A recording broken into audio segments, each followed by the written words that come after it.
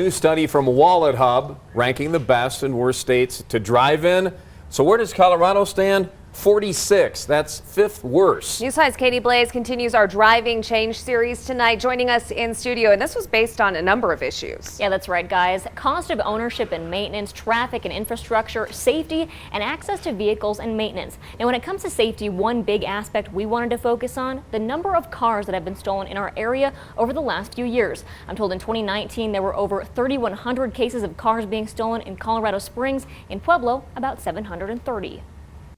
To use it for work and for, driving the kids around. This 1997 flat black Chevy Suburban is an item that means the world to Katie Hunt and her family. I've got 4 kiddos, and so of course there's a second vehicle, but with the passing of my children's father, the vehicle meant a lot to them, means a lot to them. Hunt tells me the car was stolen in April of 2019. The crook hotwired the vehicle and took off with it. A few months later, her husband Dan passed away suddenly. Even when we're driving around, the older kids will say, "Hey, is that Daddy's truck?" or "That looks like Daddy's truck," or "Mommy, are we ever going to find his truck?" A police report has been filed. Hunt has posted to social media, but the car is still gone. Through him being robbed, we just felt a lot of pain and sadness and kind of just vulnerability there as well, because someone's driving it. Hunt is just one of thousands of people in southern Colorado who become a victim of car theft every year. We have predators that's all they want to do is steal cars. Sergeant Brian Cummings is part of the motor vehicle theft unit at the Colorado Springs Police Department. Last year there's over 3,100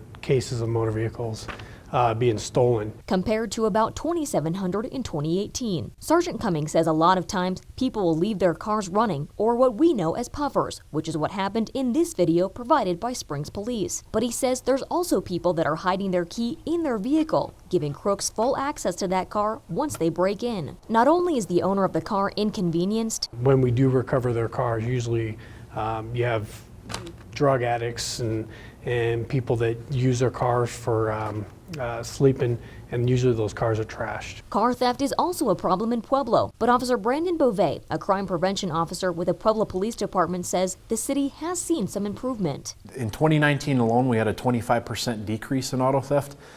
In the last 3 years since 2017, we've had a 33% decrease overall in auto thefts. The department's goal now? Obviously holding our criminals accountable, especially the ones that we keep arresting on a regular basis for auto theft. For Springs Police, in October 2019, we started a dedicated motor vehicle theft unit comprised of 1 supervisor and 4 detectives. Sergeant Cummings says since then, the department has begun to see a slight decline in thefts, but as police get stronger, so do the crooks that are swiping vehicles. We have now a trend nationally, we have a trend where people are cloning VINs, so they're putting another VIN on a stolen vehicle. Just one of the many ways car thefts create a domino effect. That car is an avenue for them to commit other crimes. Like stealing property that's inside your car. People are leaving their guns in their cars. A stolen vehicle can also be a tool for an ID theft operation. As we saw in Pueblo back in December of 2018, one woman was using a stolen vehicle as a place to keep people's stolen checkbooks, social security numbers, and other sensitive information. Perhaps a bigger issue for all of us on the road. We often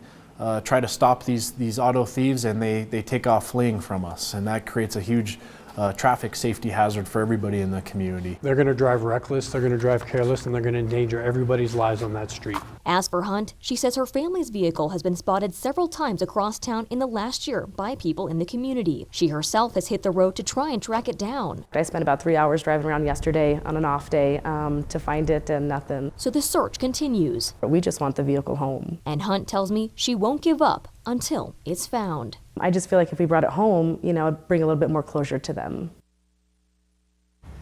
And police say if your car gets stolen, call them right away, provide a picture of your vehicle to the officer, and then post on social media as well. Do not confront people if they have your stolen car. And again, don't puff and do not leave your key hidden somewhere in your car. Always watching out for you, Southern Colorado. Katie Blaze, News 5. Katie, thank you. And we need your help to continue our work to drive change on Southern Colorado's roads. Email us what issues you see on your daily drives, and we'll work to find solutions all year long. Reach out at drivingchange@KOAA.com or leave a message in our Driving Change Facebook group.